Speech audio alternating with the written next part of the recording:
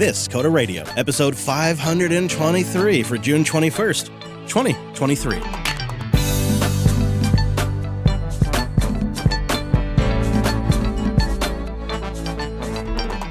Hello, friend, and welcome into Jupiter Broadcasting's weekly talk show, taking a pragmatic look at the art and the business, the software development, and the world of technology.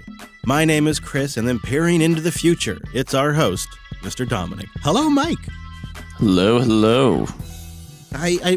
I'm always really grateful that you join us with that crystal ball. You know, just makes for great clips. I get to go and find little pearls of wisdom. That's right. We're Palantir approved. Did you predict device script? I couldn't find any record of it, but seems like something you might like. So, will JavaScript / TypeScript run on anything? And will all things be rewritten to be assimilated into the JavaScript hive mind? Yes, right. Yes. Yeah, so Microsoft releases a preview of device script, which is exactly what it sounds like. It's TypeScript for, your Arduino, your embedded, your IoT development. They have a fancy Visual Studio Code extension for it already. My only question is why? Well, those little devices are so popular, and TypeScript is so popular. It seems like being able to take your TypeScript skills and be able to build that down to bytecode. I guess I can kind of see the potential there, right? Like if you're targeting the ESP series of devices like the ESP32, you can buy a pack of those things for $15, and it's so approachable to start toying around. I mean, I could also see this being really popular in schools. I could see that. Okay, I could see that. Yeah, I guess I'm trying to understand the profile of the person who's like, a TypeScript web ninja and wants to do embedded in TypeScript. But I guess why not? If you already know a bunch of TypeScript and you just have to do this, I could see it. Oh, okay. Think about our friends over at System 76. True. They do some of their Cosmic desktop development in TypeScript and obviously Rust. And I wonder if maybe, future hardware that they might ship might utilize one of these embedded controller type things. Yeah. Being able to take that TypeScript skill set, even if it is a reduced set of it, and, put it right on those devices. Yeah, just do a quick script. You don't have the baggage of working in a Rust. I said that on purpose. Is there baggage? I think you mean the thrill. And invigoration, right? You just pure hedonic pleasure of working in Rust. Olympia Mike wrote into the show and says, "Hey guys, longtime listener, Jupiter party member here. Still, though, unsuccessful at getting into Sats into Albies, so I'm kicking it old school with the contact form. Hey, Mike, however it works for you, man, we appreciate the support." He says, "This brings me to my dilemma. I'm a developer in my early 40s, and I have been slinging PHP for 20 plus years now. It's been really good to me, and I do not believe PHP is dead by any measure. But I might be getting a little bored and wanting something new. I'm the main developer on a small SaaS that I built on CodeIgniter 3 back in the day." Oh, wow. Yeah, it's locked on PHP 7.4, which is end of life. There's CodeIgniter 4, but it basically is a rewrite, and I'd have to rewrite my app. I'm not a huge fan of Laravel either, which got me thinking maybe it's time to look into using something else. I've been captivated and excited about Elixir and Phoenix and teaching myself that stack, but is it foolish to go all in and move my whole SaaS platform over to it? I'm excited, but scared of that idea. I know the prevailing wisdom is to just use what you know, like we mentioned last episode, but something in me wants to shake it up. Am I just having a mid-career crisis? Do you think I'm onto something? Or am I just chasing a shiny object? Can you teach an old elephant new tricks? Would love to hear your thoughts on a big mid-career shift in programming languages. Yeah, of course you can, right? If you want to do it and it's going to be, just a little more work than continuing on with the PHP, you're kind of in a good position because your current thing's end of life.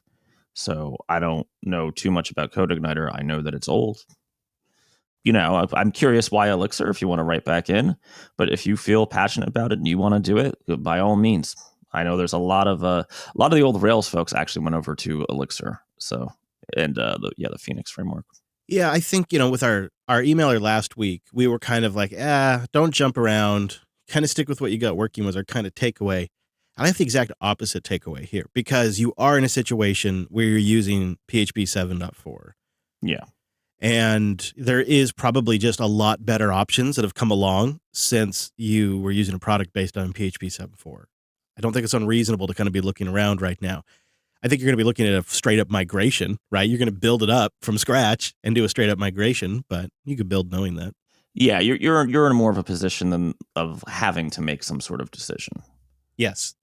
Yeah. And, if this is something that you want to stick with for a while and you want to be interested in working in it, well, I don't think there's any shame in also considering that as a factor. Yeah. Because if it mostly is on you to keep this thing working, or if it's going to be a big part of your job for a long time, I wouldn't want to build something. If you got to build something anyways, I wouldn't want to build something you wouldn't want to work with, Mike.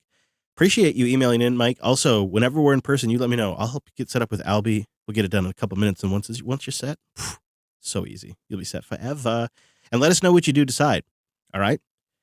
Now we have another email from Alex, and Alex writes in, "Hey, Mike and Chris, I'm a 22-year-old computer science student in Germany, and I've re-edited this a little bit for length, who recently was asked to take a job at a small sausage company. They're currently doing all of their billing manually, and they want me to develop a mobile app to streamline the process. Nice. I've never developed a full stack application before, and I'm worried about making mistakes that could cost the company money. The manager wants to use a low-code cloud platform, but I think that'd be too limiting. I'd prefer to use a more open source platform like Flutter or maybe Ruby on Rails. I'm not sure if I should take this job or continue to focus on my studies. I do need the money, but I'm also worried about biting off more than I can chew. Do you have any advice for me?" So there's a couple things there. Yeah, your situation. Do you want to take the job doing it? Can you juggle it and school? Maybe that's something you got to figure out. You said mobile app. I'm assuming you mean both iOS and Android. So you're gonna be looking at cross-platform solutions there. I would almost kind of push you towards an Ionic or something kind of more web-based. I know folks are having a lot of success with the Flutter stuff now, unless it is just like Android only or iOS only. Also, it's what do you want to learn, right? What do you want to do? In terms of your potential employer wanting you to do a no-code stack or low-code stack, I'm not exactly sure what that means in this context. There is the open source Parse, which used to be owned by Facebook. It is very kind of quick to get up and running. There's Docker containers of it, kind of back end in a box. But with that said, you lose quite a bit of flexibility from just doing your back end in Rails. I guess the other question is, you say mobile app. Is it really a mobile app that needs to be deployed, or can it just be a web app? And then you could do it, basically in anything, right? Yeah, there's a few red flags here, and I think that's a great take. The red flag I have is he sounds a little like he lacks confidence here. So first thing I think you have to answer, Alex, is what is your appetite for anxiety? Like, some people, they can weather that storm. The clouds are not their thoughts. They are not the weather. They are experiencing the weather, and they can get through it. Other folks are wired such that the anxiety really gets at them. So when you go into this, you're going to feel a little nervous. I think so. A red flag there is what's your appetite for anxiety, keeping in mind that a few months into it, it'll probably smooth out. Second thing that's really the biggest red flag for me is if you're going to be responsible for building this thing, they can't be dictating what the platform is to you. They can have requirements, but you have to be the one building and making recommendations to them. And if they're not willing to have that arrangement, I think I'd probably walk. I mean, if you can get away with doing it as just a PWA, like a pure web app, you could at least do an MVP that way. Right. That'll save you a lot of heartache, because one, I can tell you, working with these enterprise apps, dealing with MDMs is a huge pain in the butt. And I would, on almost every case, I would prefer just to, PWA them something pretty up for their, and then you worry less about, iOS, Android. It's just a billing app, right? So it's not like you need tons of integration with the sensors or anything. Right. And you can totally get the camera anyway in a web app. So yeah, I would take a look, but it's where, you got to figure out what you're comfortable with, because if you are going to take the gig, you have to actually be able to deliver.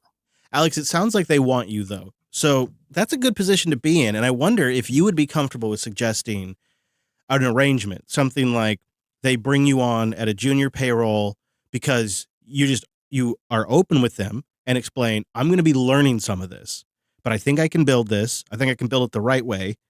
But why don't I take this pay? And then when I complete it, we'll do a review and give me the full wage or something. Like, I don't know, maybe that's not the right path, but maybe something you could explore there. What would make you comfortable to feel like you're giving them a fair deal? And then communicate that to them openly and communicate the requirements that you need to be dictating the technology, but do it in a way that expresses you're totally open to their requirements and facilitating those requirements. You just want to use the right tech stack.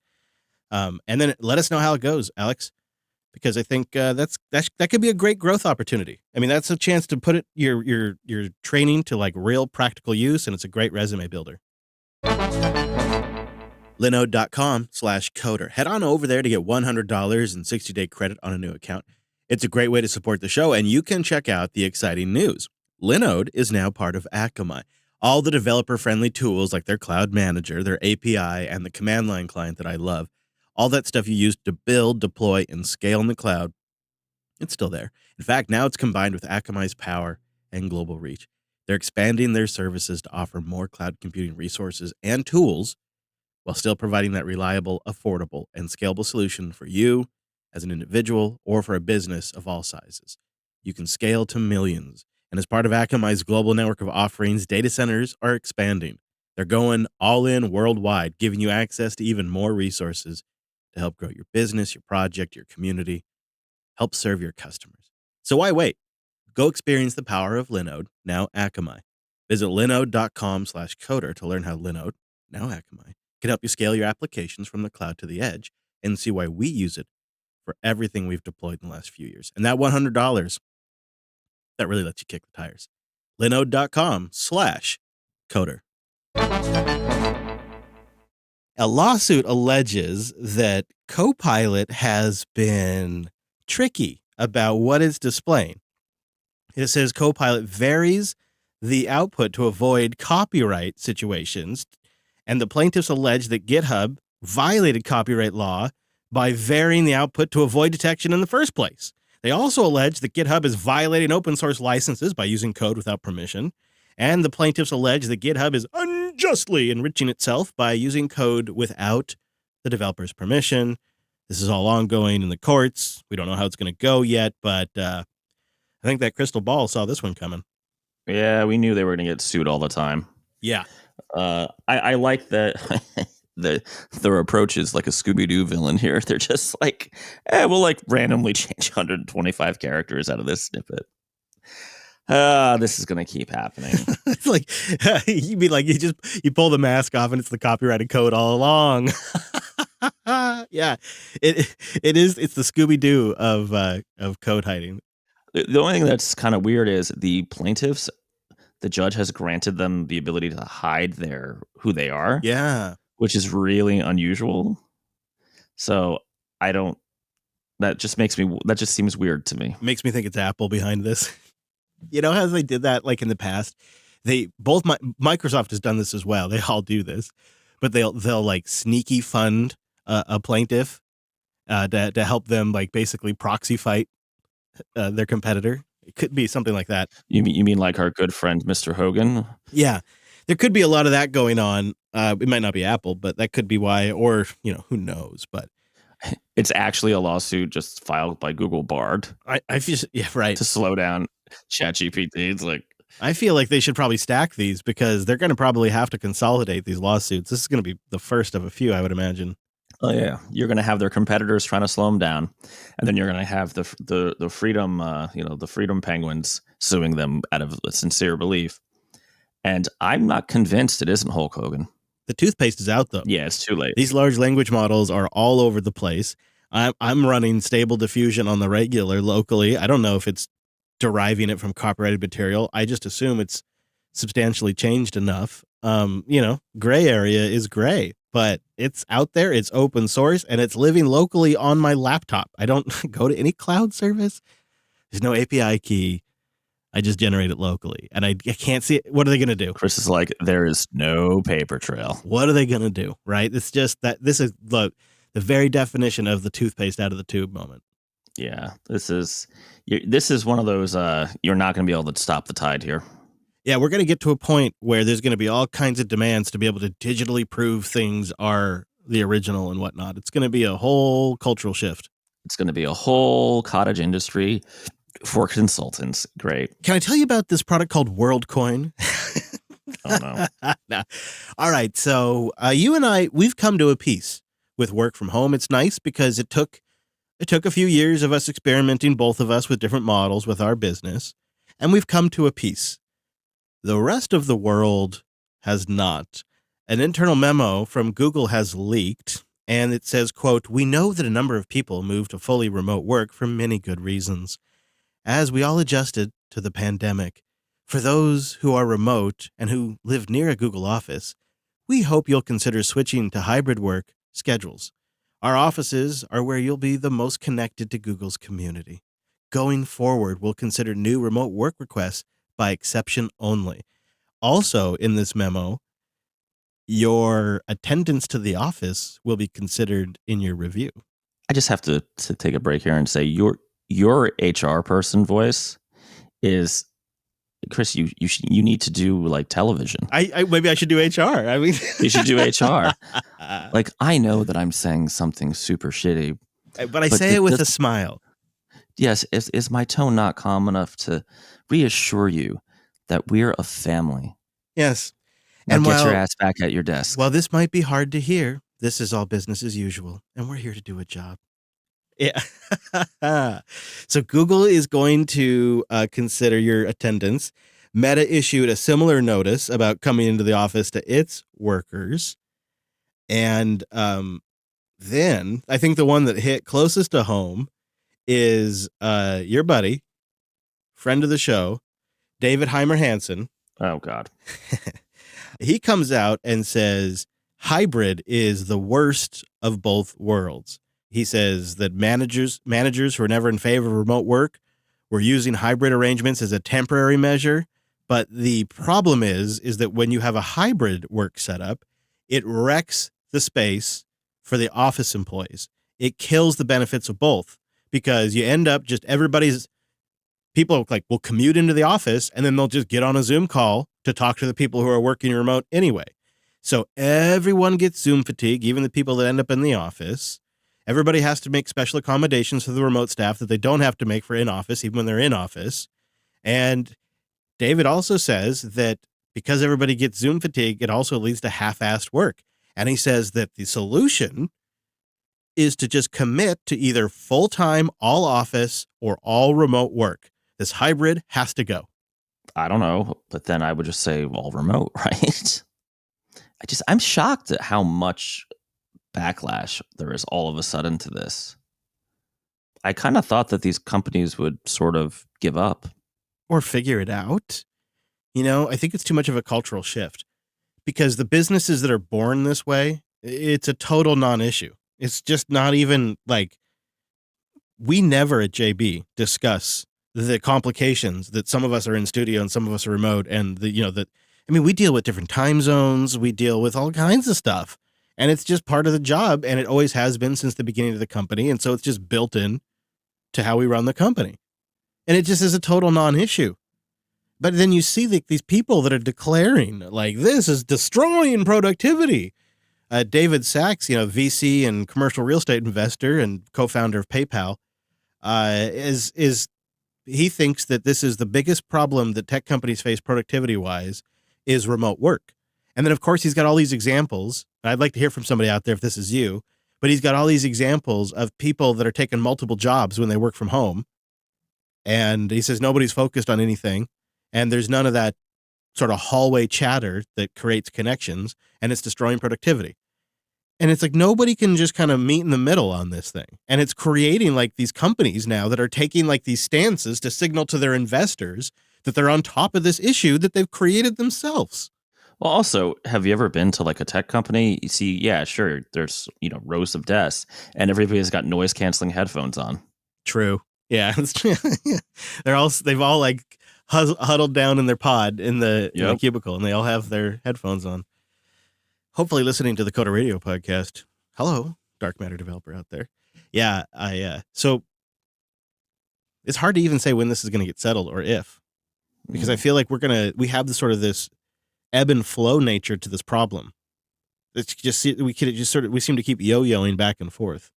And during the pandemic, these tech companies, they put especially like Google and Microsoft and Facebook, they put the pedal to the metal on hiring because all of a sudden with remote work from home, the entire field opened up and we saw their numbers explode before they had to do all their layoffs.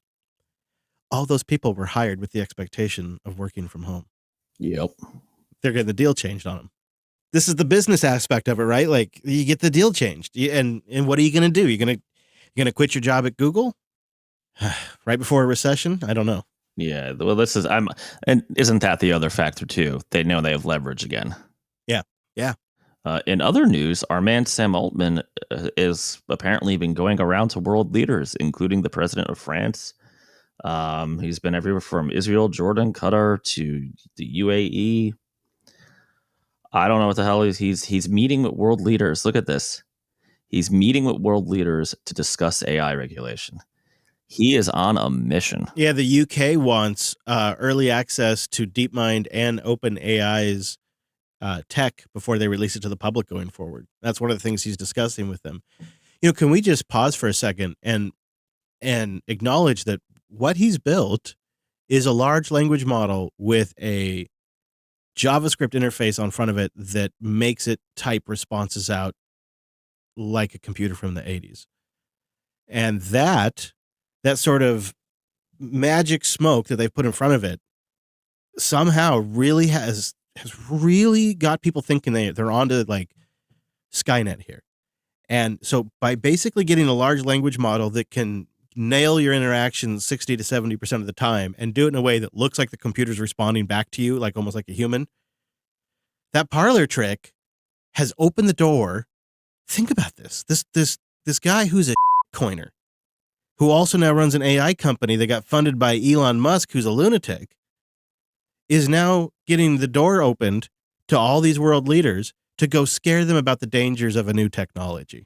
Right. And to influence whatever the regulation is going to be such that it entrenches him. Perhaps we are watching one of the most impressively quickly built moats ever, right? Because in the past, you built a moat over a decade or more, creating a product line and an ecosystem of devices or services, like in Google's case. And that's how you built your moat, with some solid, strategic acquisitions that were really expensive and maybe a little risky. And you built this moat over time with the product. Then you got to a point where you could influence regulators and you could really seal everything off. That's the good old traditional way of doing it. But Sam Boy here, I mean, has this thing even been public for 9 months, 10 months? Like, this is incredible. The ninja moves and the fact that no one sees this in the general tech press. Oh, well, it's not even they don't see it. It's they're fawning over him. Fawning. I'm not saying he's a bad guy. I think he might be a bad guy. You're like he's a bad guy. In my opinion, and I think he's a bad guy. Yeah. Well, I generally think that about any coiner. I think they're bad people. I think they're generally scam artists and Ponzi scheme creators who are just trying to get themselves rich by printing money. And then you combine that with scaring the hell out of everybody from a large language model that types back to you like an 80s computer. Like, you just observing the facts on the ground here. My conclusion is that I can't help but think he's a bad person. What's interesting to me is he is now, I think he's the new archetype of, if you are in college, you are at MIT, let's say, and you want to, do the Zuck thing, be a founder, all that good stuff. I think it's no more hoodies and I'm CEO. It's you put. I wish this was a video show. I have my hands in my thoughtful triangle as I'm saying this, because you have to be very thoughtful and considerate and say all the right things. And practice at public speaking and interacting with egomaniacs who constantly need praise, like senators and Congress critters, and then managing them and then one-upping them. Like, they would say, I'm concerned about this, Sam. And then Sam's response would be, you're completely correct. In fact, I'm even more concerned. I'm concerned that. And then he would like double down on whatever their concern was, which was just affirmating back to them exactly what they wanted to hear. It's brilliant. You're right. It's got to be the new archetype that you start to see. It's the new archetype because we always end up on this tangent, but I think about some of the old tech blogs that used to be around, or some that have definitely changed. And I don't know that a Zuck circa 2008, let's say, my years might be off, would really get coverage there. Well, you got an app, kid? What do you got? Yeah, even the FTX guy, right? I mean, despite his just unbelievable, I don't even know whatever he was doing, he also gave money to the right causes. Now, he had a bad habit of texting reporters and be like, I give to the conservatives too. But I don't know why he did that. I think he was just so sure nothing would happen to him. But like he was, again, like he was trying, and in a lot of ways, Sam Altman is trying to do what SBF was doing for crypto, right? SBF was in the hearings trying to get, clean up his image and get the regulation that might have saved him had he gotten it. And if the money printer hadn't stopped, he would have been successful. The only reason we found out all of this is because the house of cards of crypto he built couldn't be funded because he needed another like $10 million to come in. And he just couldn't get the money together because the money printer stopped and VCs were pulling out of crypto. And so everything collapsed. But if the rates had remained low, he would have secured that loan and he would have kept going and he would have built his moat, which is exactly what Sam is doing right now. And it's so silly because, yes, ChatGPT is useful, but I was promised remarkable, startling, dangerous revolutions every few weeks in the growth of AI. And so far, what I've seen is a small subset of wealthy users who can pay for ChatGPT have access to plugins, which just seems like more APIs talking to APIs to me. That's what it is. Where's the groundbreaking, like, oh, this is moving so fast, we've got to regulate it right now? I haven't seen anything new for the last 10 months. Well, it's, it is impressive, but it's effectively... And we're reducing its size. We're getting on smaller devices. All of that is really great to see. But at the end of the day, it's basically super clickbait, and they're acting like it's the T2 Terminator come to... I'm not seeing the, outrage by ChatGPT generating some sort of fake information that's got everybody thinking something's going on. Like, I'm not seeing it. And I don't think... I use this thing every single day. I use Bard every single day. I do find it useful for like summarizing large articles and emails and documents and stuff like that. And it's great for that sort of tooling. Like it's it's like another form of scripting without a scripting language, just using natural language. Like I go in there for this hybrid is the worst of the worst from David. And I'm not sure if I want to read the whole article or not, because, I have a hard time processing some of his stuff sometimes. So I throw it into Bard. I throw the link into Bard and I say, can you summarize this for me into bullet points? Start each bullet point with an emoji that represents the content of the bullet point and format the entire thing into raw markdown. And then it spits out 5 or 6 bullet points that give me an idea of what David's talking about. And then I decide, all right, I'll go read the entire post. It's useful for processing a lot of things like that. But that's kind of it. It's like it's basically I'm scripting on the fly. And this thing understands what I'm asking for and takes the action, does the actions for me. That's really what we're doing here. Yep. You know how to get me fired up, don't you? I think that went well. I like that. Tailscale.com/coder. That's where you go to try it out for up to 100 devices for free. It's not even really a trial. You get it forever for 100 devices and now unlimited subnets while you're supporting the show. It's tailscale.com/coder. So what is Tailscale? Well, Tailscale is a zero config VPN built for the modern era. You can get it on all your devices, mobile, desktop, VPS, VM, container, Linux, Mac OS, Windows, ARM, x86. You can get it on any of your devices in just minutes. You can easily create a mesh VPN network protected by WireGuard's noise protocol, building you the best VPN security in the biz with the simplest, most straightforward layout. The Tailscale client is smart. It only routes the traffic for your Tailnet to your Tailscale clients. In other words, put more simply, only the traffic that's supposed to go to your Tailscale net goes to Tailscale. Everything else goes out to the internet or to your local computers, whatever it might be.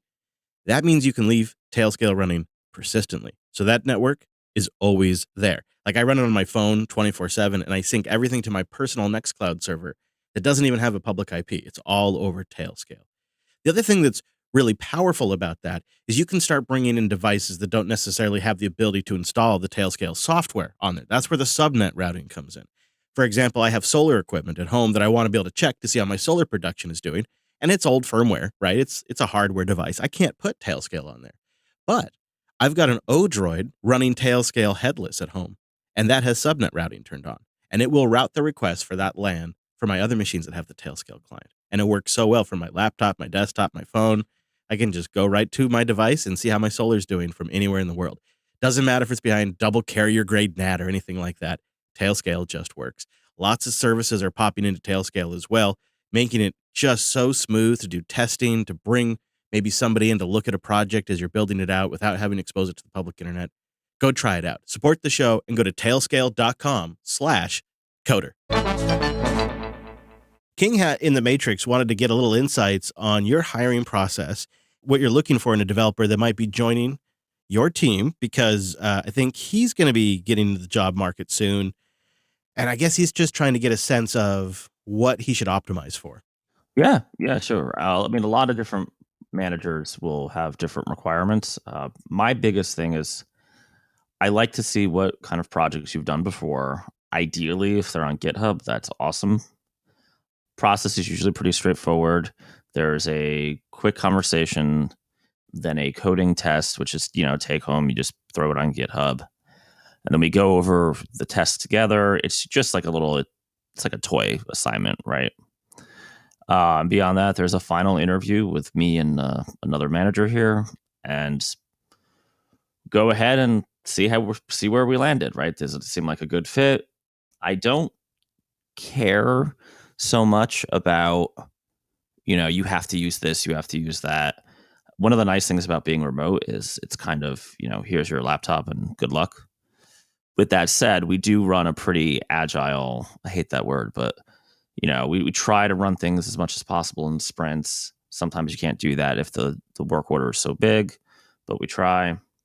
Definitely a plus if you're good around like the Linux command line. If you know how to actually write SQL queries, that's great for lots of debugging things like, PSQL. Why is my JSON not returning any users when I see users in the PSQL, the database? So that's kind of it. Obviously good attitude, good work ethic, not crazy, right? Not just using ChatGPT to run 4 jobs at a time. It's funny, but we hear this a lot from the audience, and I know this from my days of hiring. Some demonstration that you are just inherently interested in learning this technology, talking about maybe the podcasts you listen to, the things that you've tried in your own experimentation, that stuff, demonstrating a curiosity, right? Right. Yeah, that some community engagement's always good, but it's tough. I mean, I know, especially for younger folks, you probably don't have like a substantial project to show, right? And that's where kind of the test comes in. Or you are interested, but I mean, I get it all the time. People get interested in computers because they wanted to be game, developers, or they're just into gaming. So it's not bad. It's just, why do you want this job, right? There are many jobs available unless you, I don't know how to put my finger on it, but some demonstration of the ability to work from home in a way that's effective and not going to be like a super big hassle. Right, because the context there is, Mike and I have said this before, but especially for a small business, but even for large businesses, onboarding is one of the most costly things we do, both in time and cost and risk. Yeah, especially, I mean, I found a correlation between kind of being fresh out of school and being unable to properly manage working from home in an asynchronous way. I think that's just part of life, right? Yeah, self-motivation is kind of a key thing when you're working from home. So I guess demonstrating that. Yeah, that's fair. Yeah. Boy, King Hat, I know it's a very scary thing, but follow your intuition. When I'm hiring, there's just no expectation that you would understand or know our internal tooling. Even if you knew some of the applications or libraries or whatever, you don't. We all have this stuff implemented in our own unique way.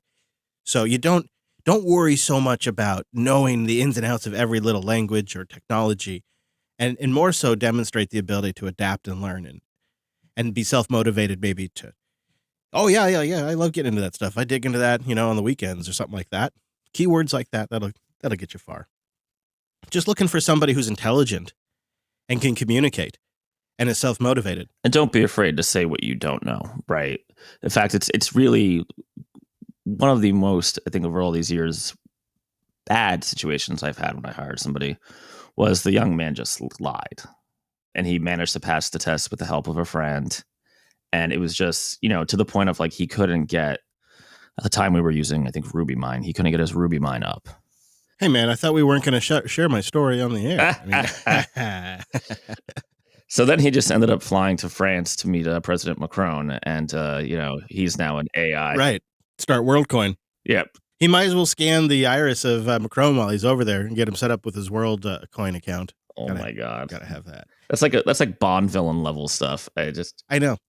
It's so funny how it's just not really getting discussed, the environmental impact of even more GPU data centers getting spun up. On the live stream, we were watching this Microsoft clip. They're really proud. I'll put a link in the show notes, but you can find it on YouTube. And they're talking about the engineering they did to host all of the open AI infrastructure and just the hundreds of thousands of GPUs that they have running at absolute maximum 24/7 and in dozens of data centers all around the world. And that is not an exaggeration.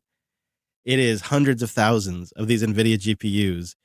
And as somebody pointed out in the chat room, like NVIDIA really has Microsoft by the soft spot here because this whole operation is totally dependent on NVIDIA compute and the NVIDIA stack.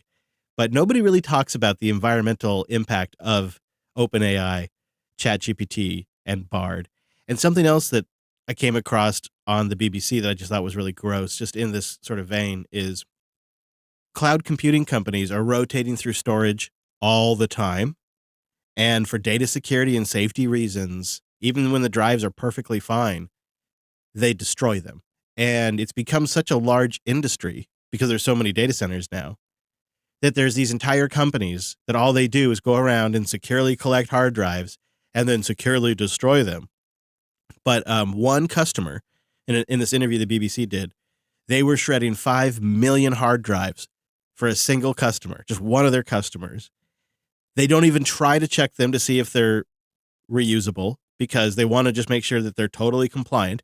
However, data experts point out that the density of these drives is getting such that you can actually retrieve a fair amount of information from some of these shards.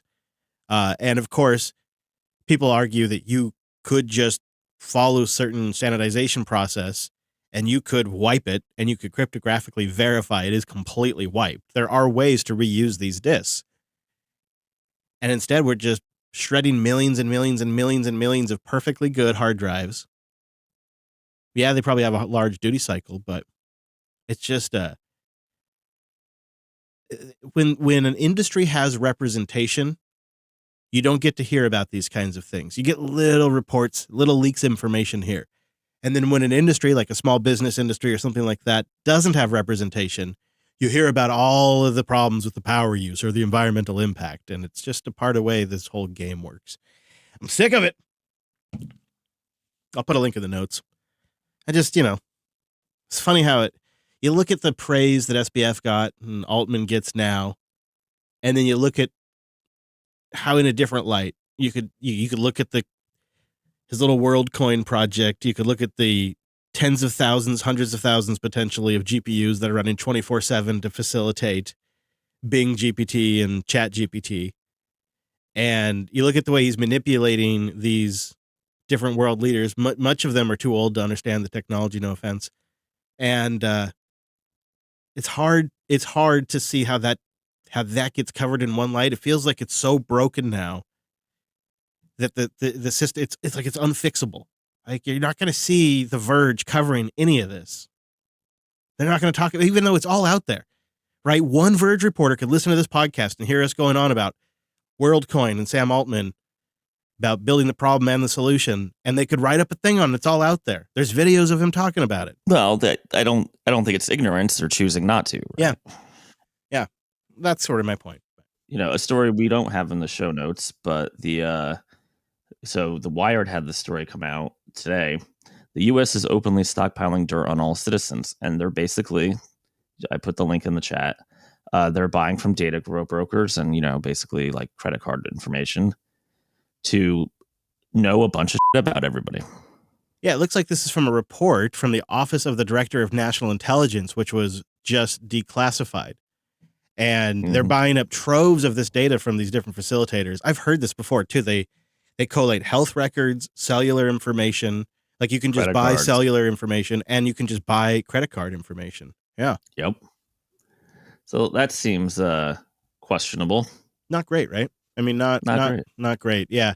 Well, see, if you had WorldCoin. No. They wouldn't even have to. It would just be like right there. Yeah, it just seems so crazy. So essentially it's privatized spying because it's totally legal for these private industries to do it. And then the government's just a client. Right. They would need a warrant to be like, yeah, this stuff is going to be pretty rough. I could see all kinds of shady uses for this. That it makes me really just want to go like all in on total privacy. And I have over the years gotten just more and more towards that direction, right? Like I really just have gotten more and more sort of self-hosted, do everything over Tailscale, don't open anything over to the public internet. Like it's just gross. And I hate to think our kids growing up in a world where everything's tracked from the very beginning of their whole life. Like at least, this stuff didn't really start happening until my 30s probably or something, early 30s. So it's for them, it's a whole different ball game. Yeah.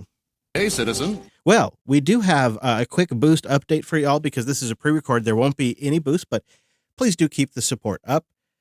We appreciate that.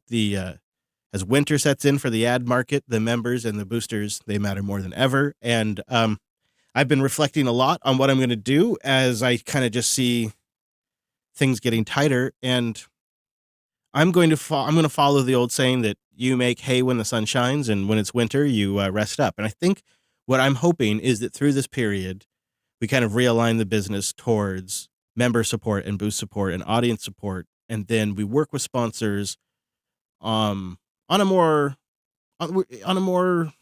limited basis, I suppose. And that would just make the inventory in the shows even more valuable too. And it might mean that maybe I do less shows overall. Not this, of course, we keep doing this show, but like the other solution, you see, Mike, you see this with all podcasters that go full time, with like the exception of like Joe Rogan and a few others. Right. They always do a whole bunch of shows because they need to have a whole bunch of ad inventory to pay all the expenses of the business. And so then they end up spinning up more and more shows, which is the model I had to follow. It's the model everybody follows, and it's exhausting.